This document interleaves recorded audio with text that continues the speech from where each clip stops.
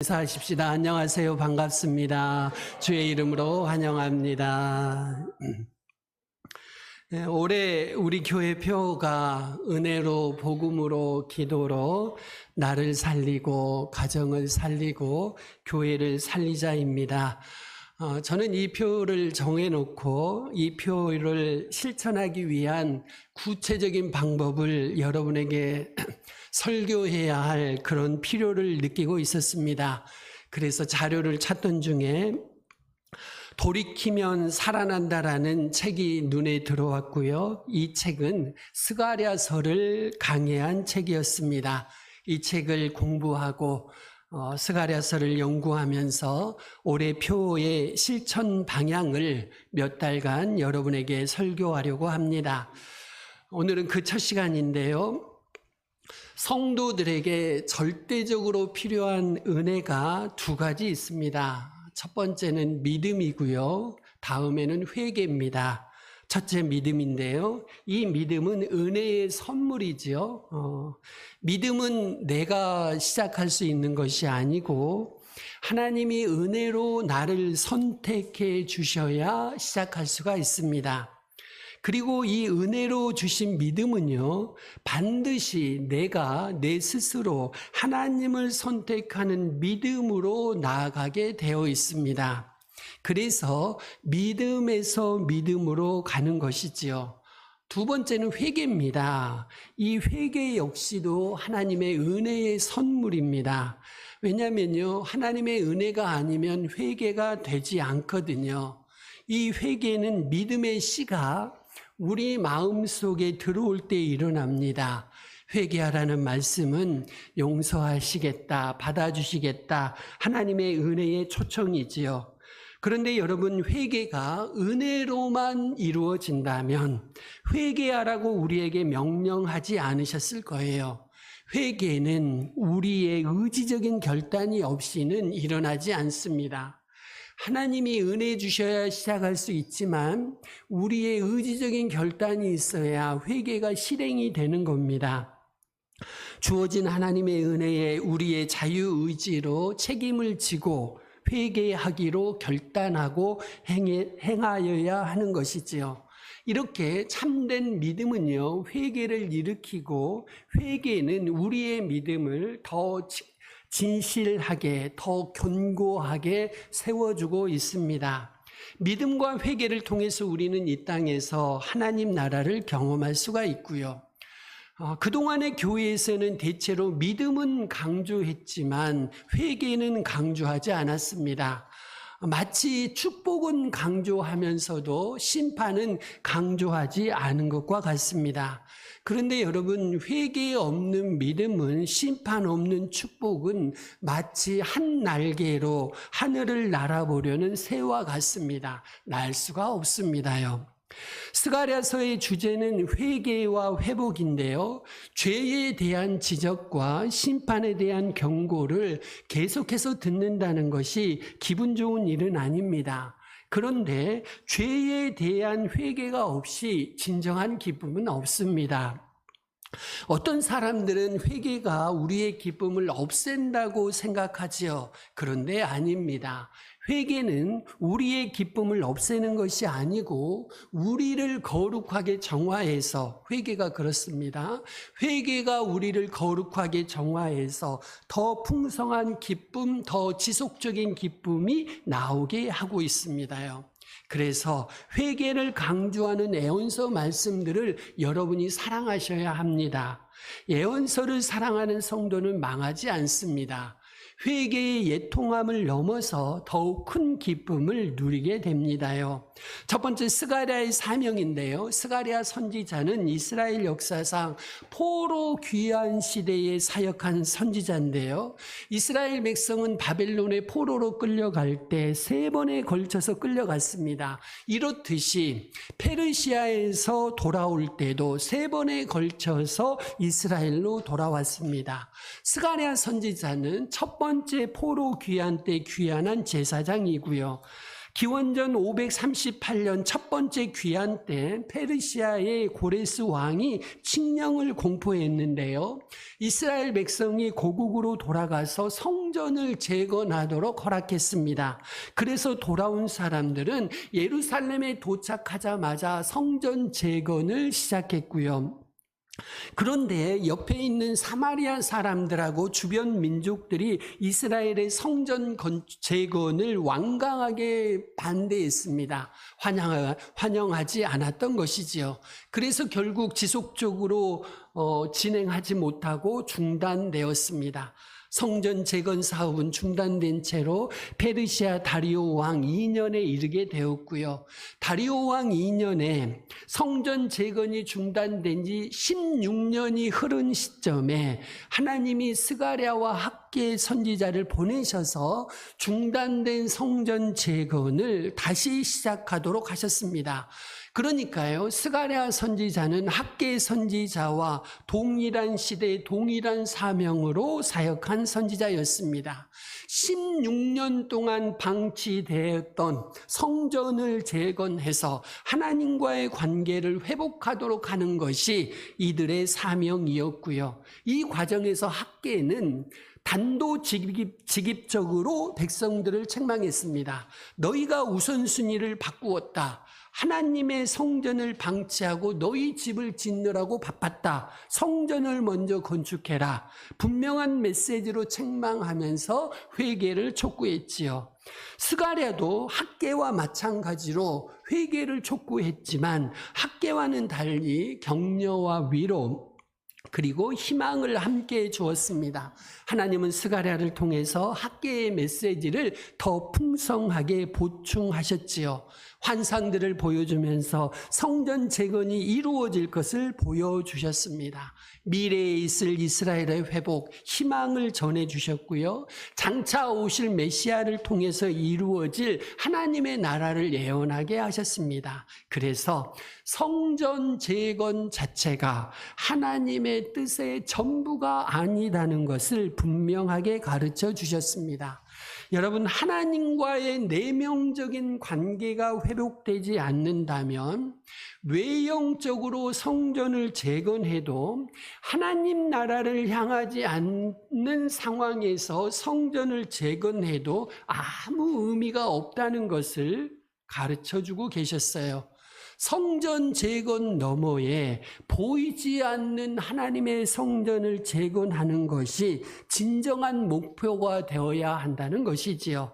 결국 학개와 스가랴의 협동으로 16년간 방치되었던 성전 재건이 다시 착수되었고요. 주전 516년 약 4년 만에 이제 성전 재건이 완공되었습니다. 두 번째입니다. 성전 재건이 왜 미뤄졌을까요? 스가랴가 전하는 말씀을 들은 이스라엘 백성들은 포로로 생활을 하다가 자발적으로 귀환한 사람들이었습니다. 바벨론에 그냥 남아있던 사람들도 있었거든요. 그냥 남은 그 사람들보다는 하나님을 더 사랑하고 고국을 더 사랑했던 사람들이라고 말할 수 있겠지요. 그런데 어느 때부터인가 그들의 마음이 식었습니다. 돌아올 때의 뜨거운 열정이 사라졌던 것이지요. 그래서 16년 동안이나 하나님과 상관없이 성전을 재건하지 않고 지냈던 것입니다. 여러분, 신앙생활에서 무서운 것은 매너리즘입니다. 매너리즘. 이 매너리즘은요, 하나님을 모르는 사람들이 아니고요, 하나님을 과거에 사랑했던 사람들이 빠지는 형식적인 안일주의입니다. 여러분도 그렇지요.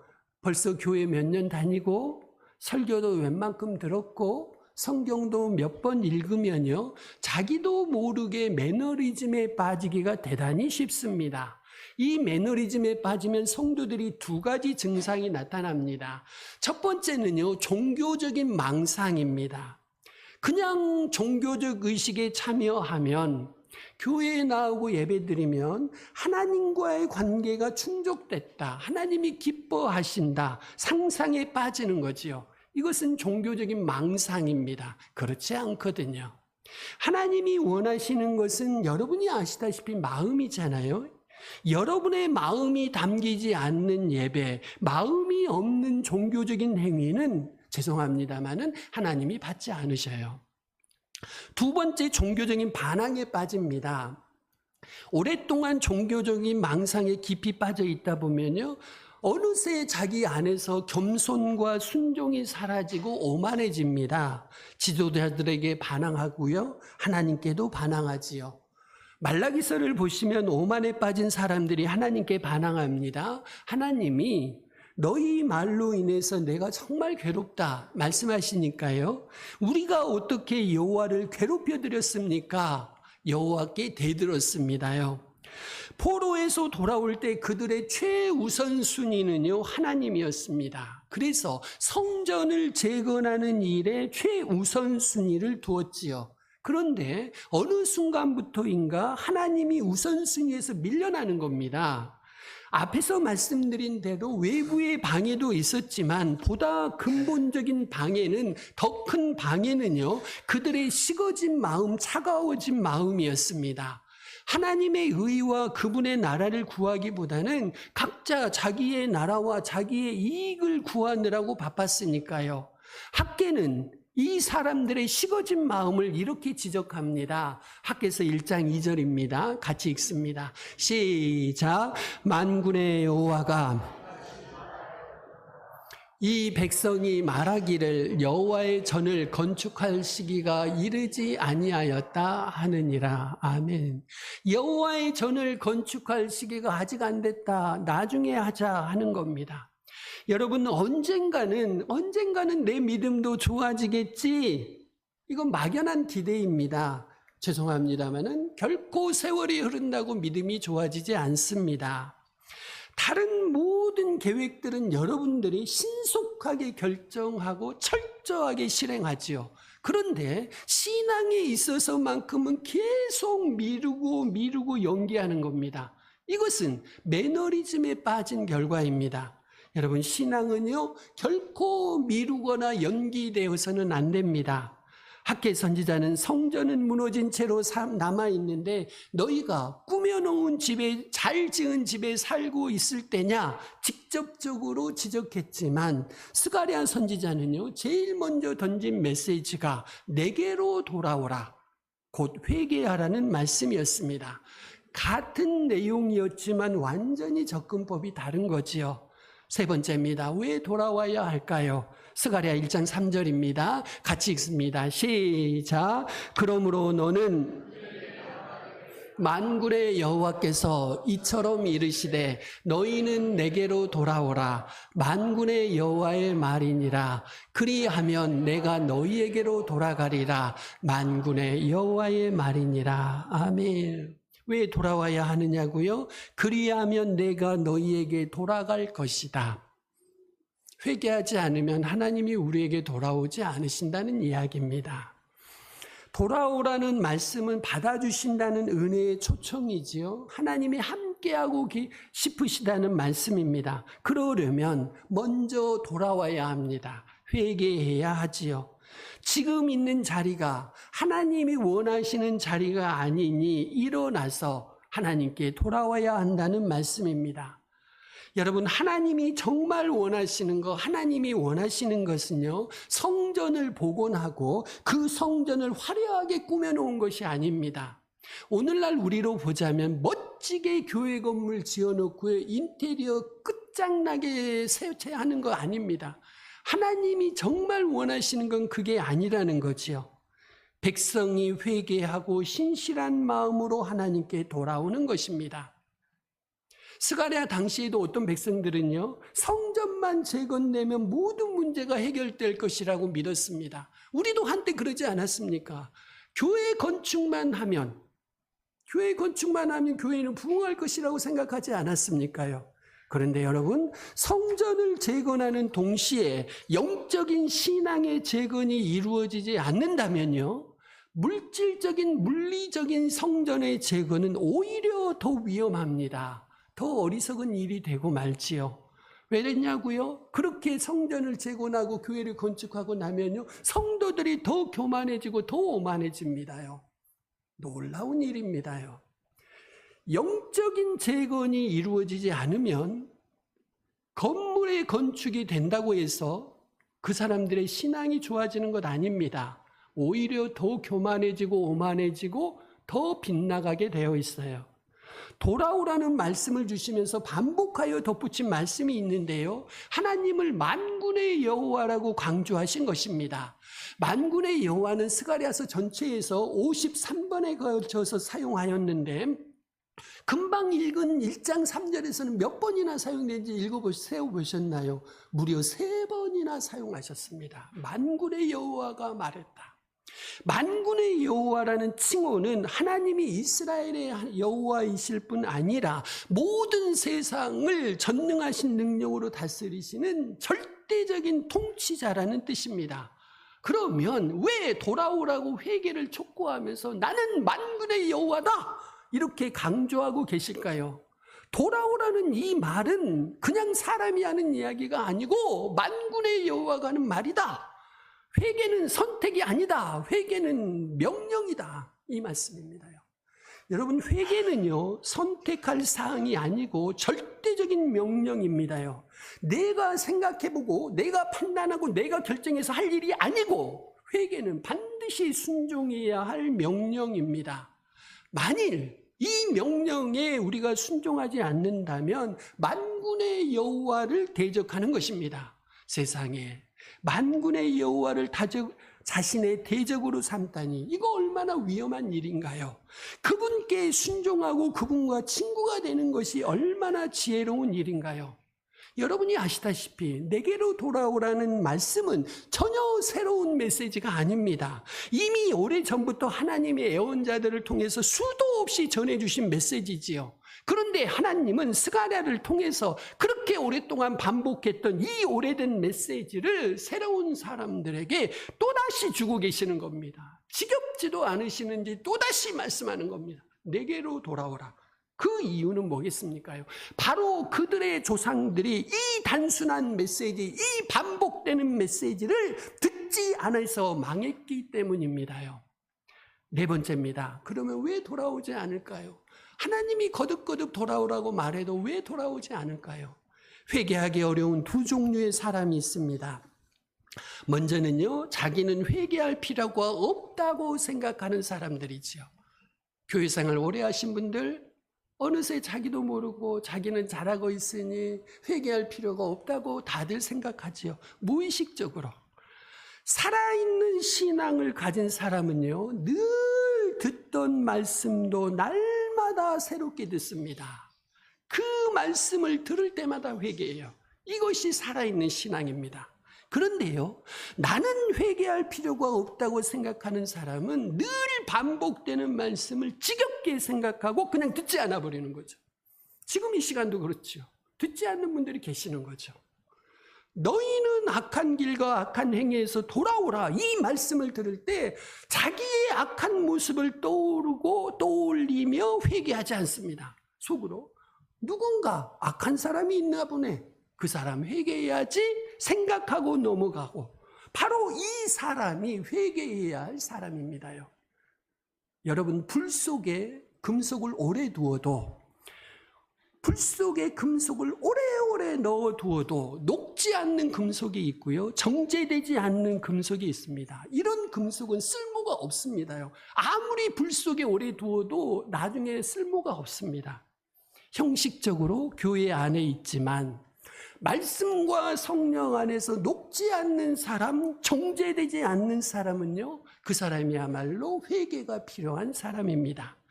둘째는 말씀과 성령 그리고 양심에 거슬러서 자주 죄를 짓는 사람은요, 회개하기가 어렵습니다.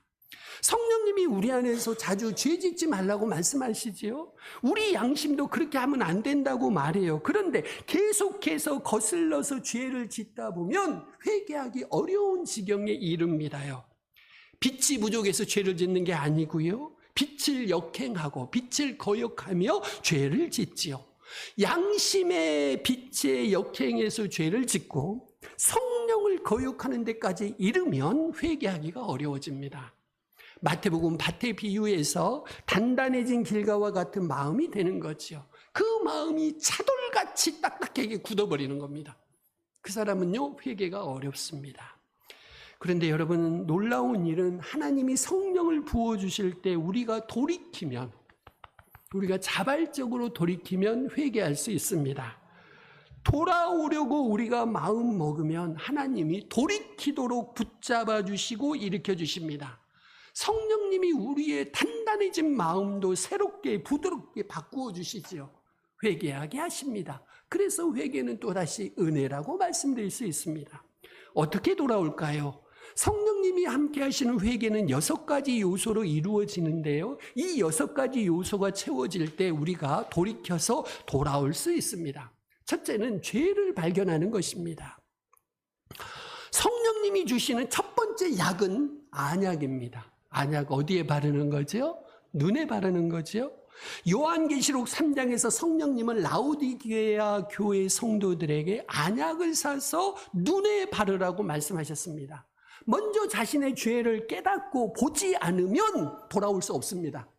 돌이킬 수 없어요. 회개할 수 없습니다. 그래서 회개하기 원한다면 우리는 하나님이 나를 도우셔서 내가 내 죄를 볼 수 있도록 도와주세요 하셔야 합니다. 하나님, 제 눈에 안약을 발라주세요. 성령님, 제 눈을 떠서 내 죄를 보게 해주세요. 이것이 회개의 첫 번째 걸음입니다. 이것이 안 되면요, 전혀 회개가 이루어질 수 없습니다.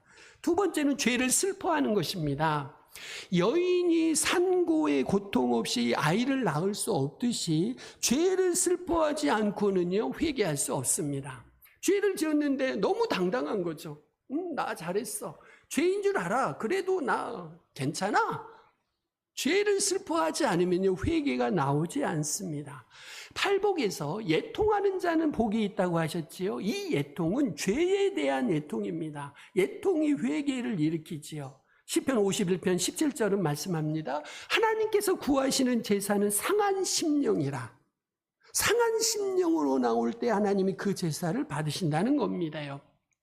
시편 56편 8절은 나의 눈물을 주의 병에 담으소서라고 기도합니다. 여러분, 그냥 눈물은요 말라 없어지죠. 그런데 회개의 눈물은 하나님이 병에 담아두십니다. 이 슬픔은 하나님 앞에서 지은 죄에 대해서 슬퍼하는 것이고, 이 슬픔은 절망의 슬픔이 아니고 믿음의 슬픔입니다. 믿음의 눈을 멀게 하는 슬픔이 아니고 믿음의 눈을 뜨게 하는 슬픔입니다요. 하나님이 병에 담으시고 기억하시는 눈물인 거지요. 세 번째입니다. 죄를 고백하는 것입니다요. 슬픔으로 눈에서 눈물이 나온다면 입에서는 고백이 나옵니다. 여러분, 살아있는 생명은요, 불순물을 먹지 못하고 토해냅니다요. 기가 막힙니다요. 짐승들이 독초를 구분해내는 거 보면 기가 막히지 않습니까요? 풀을 정신없이 뜯어먹는 것 같습니다만은요, 골라먹는다고 해요. 그 안에 기가 막히게 골라먹습니다. 그리고요, 잘못된 거, 상한 거 먹으면 바로 토해내버립니다요. 회개는 뭐냐? 영혼이 우리 안에 있는 불순물들을 토해내는 겁니다. 그래야 우리 영혼이 사니까요.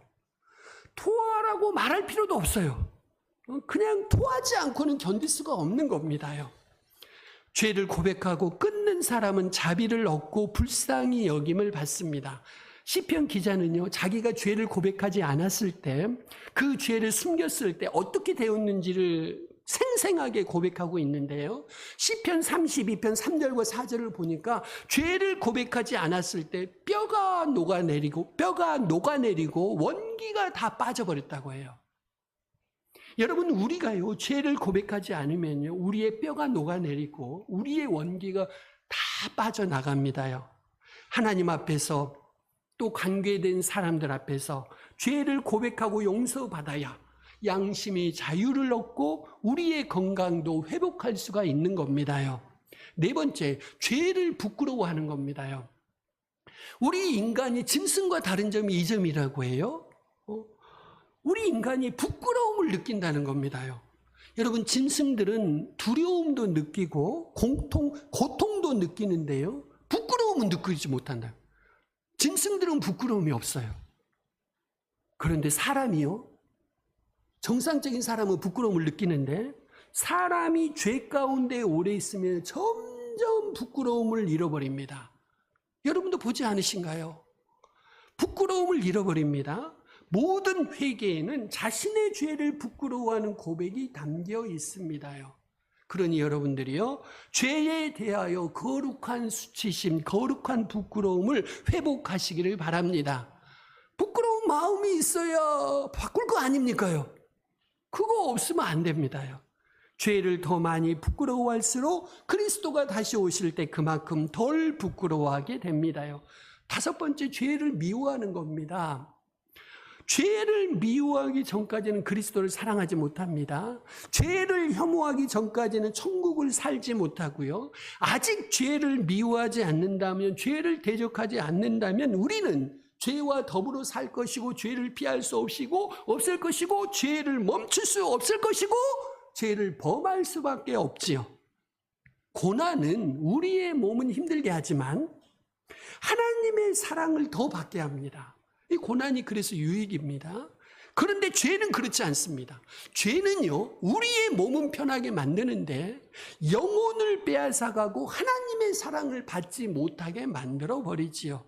여섯 번째, 죄에서 돌이키는 것입니다. 죄를 멀리 버리는 것이지요. 마음속에 일어난 결심이 생활 속에서 변화로 나타나는 단계입니다. 여러분, 하나님은 우리의 피보다 우리가 흘리는 회개의 눈물을 더 원하고 계십니다. 그래서 우리가 죽는 것보다 사는 것을 기뻐하시지요. 만일 우리가 하나님께 돌아온다면 하나님이 우리에게로 돌이키십니다. 그의 분노를 우리에게서 돌이키시고 그분의 얼굴을 우리에게로 돌이키시고 우리하고 원수되었던 분이 우리의 친구로 돌이키십니다요. 그런데 많은 성도들이 돌아올 수 있을 때 돌아오지 않아서 심판을 받습니다. 이스라엘의 조상들이 돌아올 수 있는 시간이 있을 때 듣지 않고 귀 기울이지 않았다가 결국 심판을 받지요.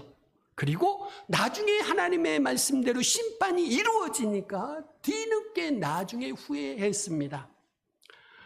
보라, 지금은 은혜 받을 만한 때라고 우리 서로 이야기하지요. 지금은 은혜 받을 만한 때입니다. 그런데 여러분, 은혜 받을 만한 때가 끝나는 날이 와요.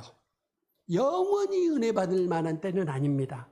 복음의 날이 끝나고 생명의 날이 끝날 때가 옵니다. 그래서 회개는 지금 당장 하셔야 합니다. 하나님께 지금 당장 돌아오셔야 해요. 지금은 회개하면 회복할 수 있는 시간입니다. 그래서 은혜의 시대입니다. 그런데 언젠가 이 은혜의 시대가 끝나면 돌아와도 회개해도 받아들여지질 않아요. 그때 뒤늦은 후회를 하지 않도록 지금 돌아오셔야 합니다요. 여러분, 회개하지 않고 오래 끌면 좋을까요? 오래 끌면 끌수록 더 위험합니다. 방금 심은 나무는요, 그냥 손으로 뽑으면 그냥 뽑힙니다. 방금 심은 나무는 쉽게 뽑히지만 이 나무가 뿌리를 깊이 내리면요, 뽑기 어려워집니다. 두 손으로 안간힘을 써도 뽑히지 않아요. 얼음도 그렇지요. 금방 얼음은요, 손가락으로 툭툭 쳐도 깨집니다. 그런데 오래 오른 얼음은요, 깨뜨리기가 어려워요. 우리의 회개가 그렇습니다. 마찬가지로 사람이 죄와 안일 속에 오랫동안 얼어붙어 있을수록 그 마음은 깨지기가, 회개하기가 어렵습니다요. 더 속히 회개할수록 더 적은 죄를 책임지게 될 것입니다. 십자가상의 강도는요, 구원을 받았지만 사도 바울처럼 쓰임받지는 못했습니다. 빨리 회개할수록 하나님께 쓰임받고 하나님께 영광이 될 것입니다. 우리가요, 올해 은혜로, 복음으로, 기도로 나를 살리고 가정을 살리고 교회를 살리자고 제가 표어를 정했습니다. 이거 어떻게 하는 겁니까? 이거 어떻게 해야 되는 겁니까? 구체적으로 이거 어떻게 해야 되느냐고요. 가장 먼저 할 일은 여호와께 돌아오는 것입니다. 그래야 내가 살고 가정이 살고 교회가 사는 거죠. 우리 이 시간 같이 기도하며 결단합시다. 성도들에게 절대적으로 필요한 두 가지는 믿음과 회개입니다. 주님, 내게 믿음을 주옵소서, 회개를 주옵소서. 매너리즘에서 나와서, 종교적인 망상과 종교적인 반항에서 나와서 마음을 다해 회개하게 하옵소서. 내가 바로 회개해야 할 사람인 것을 명심하고 새로운 마음, 부드러운 마음으로 회개하며 내가 살고 가정이 살고 교회가 살게 하소서. 우리 같이 기도하시겠습니다.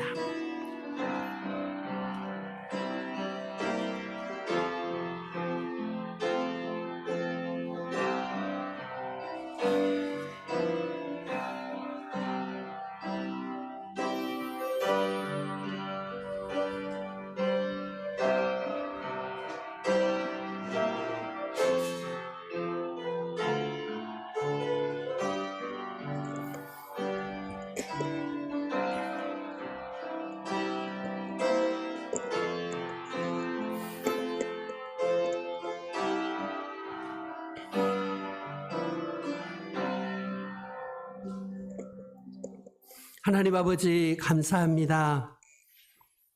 내가 바로 회개할 사람인 것을 명심하고 새로운 마음, 부드러운 마음으로 회개해서 내가 살고 가정이 살고 교회가 살아나게 하옵소서. 살아계신 예수님의 이름으로 기도합니다. 아멘. 이 시간에 기타반에